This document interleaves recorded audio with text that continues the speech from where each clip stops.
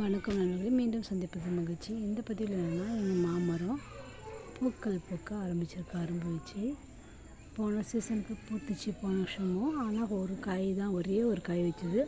மற்ற எல்லாம் கொட்டிடுச்சு பூக்கள். இந்த வருஷம் திருப்பி வச்சுருக்கு. பார்ப்போம் என்ன பூக்குதான்னு, காய்க்குதான்னு. ஒரு 4-5 இடத்துல அரும்புகள் வச்சுருக்கு ஃப்ரெண்ட்ஸ். இங்கே ஒன்று, இங்கே ஒன்று. அந்த கொடியாண்ட கூட ஒன்று இருக்குது பாருங்கள். இதோ கீழே அங்கே அரும்புகள் நிறையா வச்சுருக்கு.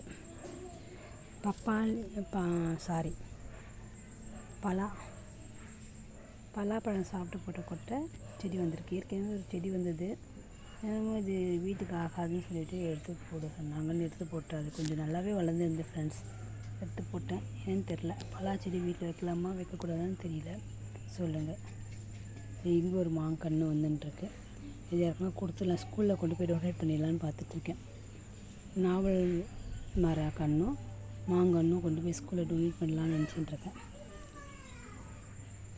பிடிச்சிருக்கா ஃப்ரெண்ட்ஸ்? பிடிச்சிருந்தா கமெண்ட் பண்ணுங்கள், சப்ஸ்கிரைப் பண்ணுங்கள். Keep support me. Thank you friends.